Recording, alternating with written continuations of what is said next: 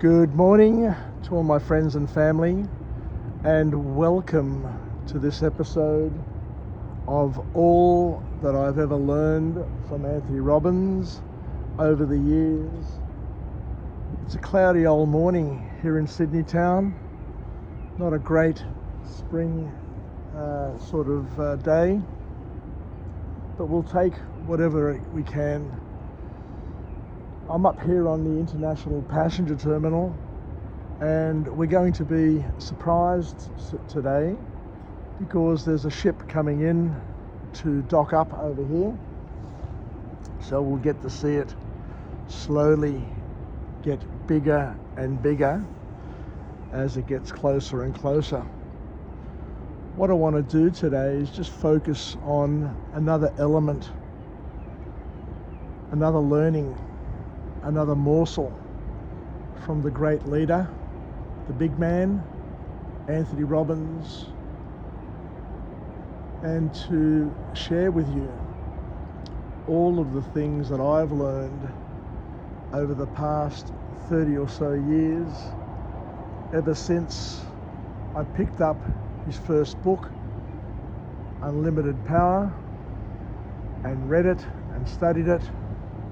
And then I read Awaken the Giant Within, and then I listened to his tapes, Power Talk, where he interviewed various people who are leaders in their field, and we tried to pick their brains and identify the half dozen things that made them unique, made them special, made them successful. And then I was fortunate enough to go to UPW back in 94 and 95, and this year I topped it off by going to UPW 23, and this video series that I'm putting together is a tribute to the great man, where I take all of the things that I've learned over the years. And we know that learning is simply the art of adding the unknown to the known. So once you build a foundation, once you start adding to that foundation one by one, step by step, experience by experience, before you know it, a lifetime, a generation passes, and we all have the opportunity to have accumulated in those years, in a lifetime, lots and lots of wisdom, lots of learnings of what works, what doesn't work, what may work, and we do the most we can with it whilst we can. So Tony Robbins mentioned something this year, and he also mentioned it back in the mid-90s, which caught my attention. And I was really surprised that much of the material in UPW 23 was almost exactly word for word with what was presented 30 years ago. But it's also very similar to what he has in his books, which means that the message is authentic, it's time tested, it's pressure tested, and all you have to do is study it, apply it, use it, and leverage it to your best of your ability. But what Tony Robbins said back then, and I'll share with you today, and we'll talk about it today, is an old saying that he probably learnt from somebody else.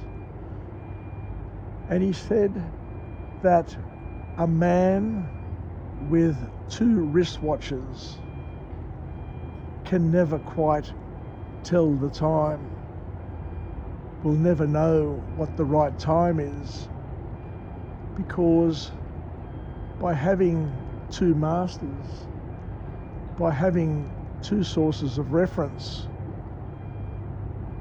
which are always conflicting, you're never going to be able to know what the exact time is. And when they look at one watch, it's 12 o'clock. When they look at the other watch, it could be a second difference. So he can't tell the exact time. And this is where Anthony Robbins talks about the importance of having certainty in your life. And certainty comes from not having too many masters, but relying on one specific master and doing the most you can with that. Just a bit breezy this morning, so I'll step back a bit here just to get out of that breeze, because I don't want to have the buffeting over the microphone. I did a video a couple of days ago and the sound quality was absolutely terrible because I put in a directional mic and I think it played with the settings. But we'll continue to go along our merry way with this particular topic, this interesting topic, where we need to be careful with the sources of information that we rely on, and to know that there are conflicting sources all the time. And by all means, it's good to compare and contrast. It's good to check your sources and to try and figure out where the truth is. But the reality is that in our world, in our lives, we have only slithers of reality that we can accumulate, because we are living our lifetime, we are living our experiences, our trials, our errors, and we can't live somebody else's life. We can only be in the one place at the one time, physically, which means that we've all had a different past. We're all going to experience a different present. I am here, you're somewhere else, and we're all going to experience and have and enjoy a different future, very, very different future. Even if we're joined at the hips, even if we're identical twins, one thing for sure and for certain is that each person is going to experience and enjoy a different future. And we all have, as we know, different fates. Just because it works for somebody else doesn't necessarily mean it's going to work for us. Just because it worked for us yesterday doesn't mean it's going to work for us tomorrow. And similarly, when we source information, when we source guidance, the people that we have around us may or may not have the right answer. They may have different slithers of reality that they use as their source of reference, as their truth. And sometimes we just need to back ourselves, because if you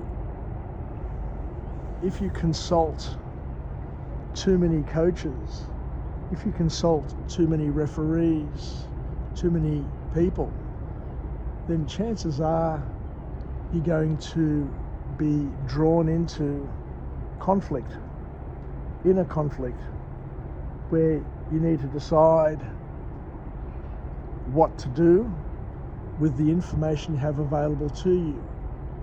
And having too many choices, having too much on your mind and having too much information can be disastrous for certain personality types.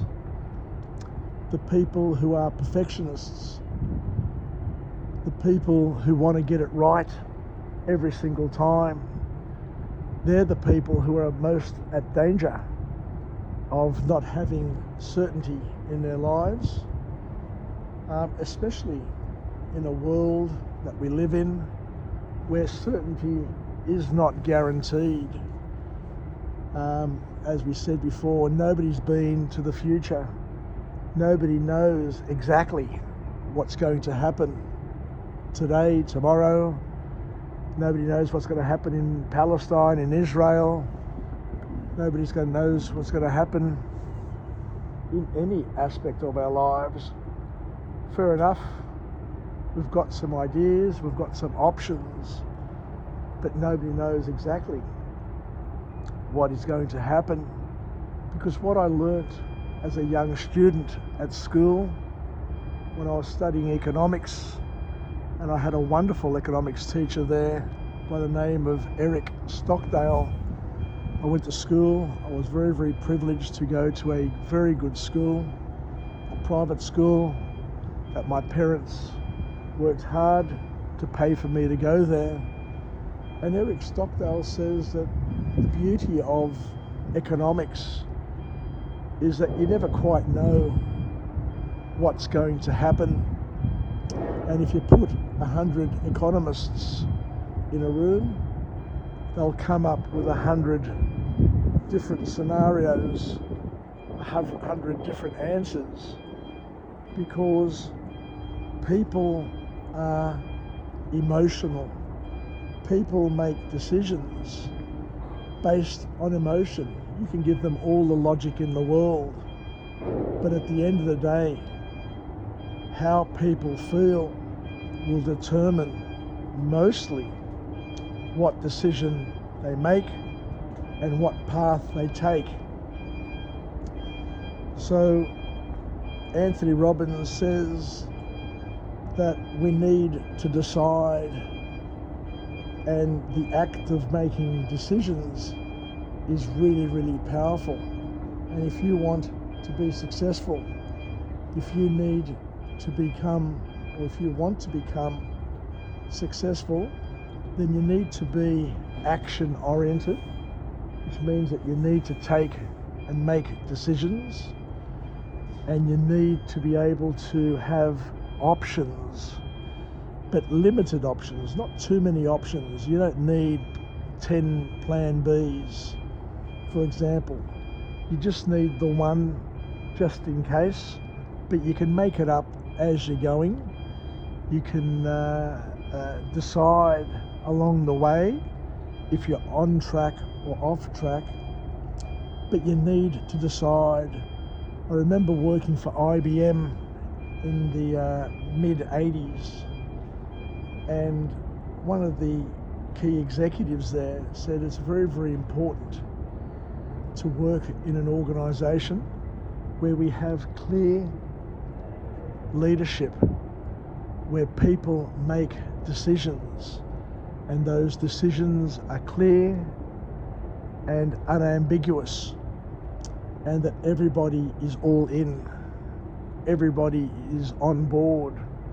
We can debate it, we can fight it, but once a decision is made, then it needs to be implemented. And this is where people have the biggest challenges, because that sometimes they just can't decide, they just can't make up their mind. And by not making up your mind, what happens is that we get caught up.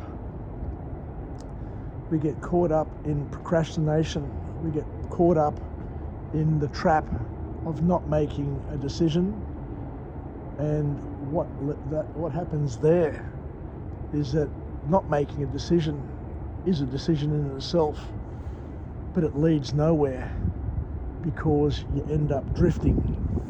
Just like that boat out there is slowly but surely being guided in to the terminal here, so too we, with our decisions, and with the help of a tugboat, and with a crew and all of the technology around us, are well positioned to make decisions. But those decisions that we make propel us in a direction. And Anthony Robbins once again reminds us that the word decision itself means to cut away from. So you just focus on one outcome, and you just use the actions and take the actions that are aligned to that decision. And it's critical that your decisions are aligned to your values and all of those other things that make you you.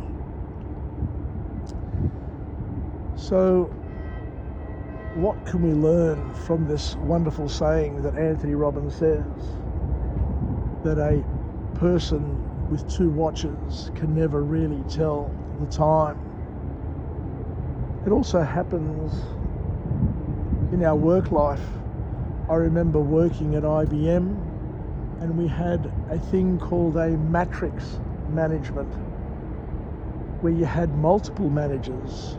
You had your immediate manager, but you also reported to other managers. And whilst it may work in theory, having multiple masters is really, really difficult, because there are competing priorities, and different people have different roles and different goals and different priorities. And when you're trying to serve multiple masters at the same time, you can get into indecisiveness and conflict, because you ask yourself, who do I serve? Who do I serve first? And that in itself leads to indecision and problems. The same thing happens with our lives. It's important to be able to come up with priorities, and for each and every one of us to take full ownership. And Anthony Robbins is really big on this. We need to be all in, and we need to take full ownership of our personal lives and of all the decisions that we make and that other people make on our behalf. Because if you allow other people to decide on your behalf and you just follow without asking yourself the important question, does this serve me? Is this going to help me achieve my dreams, my goals, my priorities? Then you can end up becoming a victim of your inability to take charge and take control. And then you get to a point in your life where you start to resent other people. You resent yourself. You resent the life that you have because it doesn't align, it doesn't really match what you wanted, but you've let life take over. You've let other people take over to lead you to a place which may not have been of your making, but once somebody else makes your bed, then that's where you have to lie on. So it's critical that we know from the outset what we want to achieve, and to then have the decisions in place, and to know that a decision isn't fixed. You can change your mind at any time, and that's okay. It's sticking to a decision which doesn't serve you, which is taking you further from where you want to be, that is the real problem. So there you go. Another beautiful day, even though it's not a spectacular postcard sort of day. It is an awesome place to be, and I encourage everybody to come down here to Sydney, down here to the city, come to the International Passenger Terminal, and during these months, on most days, if you're down here by 5:30, 6 o'clock in the morning, you'll see one of these magnificent ocean liners coming in to dock up, and it is quite special because they are really, really big. You just wonder how something as big as this can maneuver and come in and dock up with such ease. Just the magic of technology, the magic of skill, and the magic of decision making, because the captain of this ocean liner will make the decisions, will take the action required to get this boat aligned to this passenger terminal, and then just slowly inch in until they can tie up and allow the passengers and crew to disembark. So I might start walking, because this ship, before I know it, will be upon me. So wishing everybody a wonderful day, hoping that we can all make the most of the learnings that we learn, to be life learners, and to welcome the opportunity to apply the knowledge that we have that comes into our lives, because as my mate John Nematala told me many years ago, that knowledge is power, and Anthony Robbins talks about this as well. Knowledge is potential power, but it's all about applying the knowledge that separates people. Applied knowledge, taking what you know and implementing it. And I think that's about it. I think I'll call it a day now, because it is a bit cold. It is a bit windy. I'll just get a view of the harbour bridge just to finish off this video. But here we are, as quiet as anything, and wishing you all the very best. And I look forward to coming to you from a different place, from a different, with a different message of empowerment, where we can examine all of the things that Anthony Robbins talks about, and to put it into our perspective, to give some examples, to supplement it, to complement it, and to mull over it, and to document it, and put together a tribute, a 365 video tribute to the great man, so that there is one thing that we can look at, that we can think about on a daily basis, and try and incorporate it into the inventory of skills, the inventory of life hacks that we have in our lives.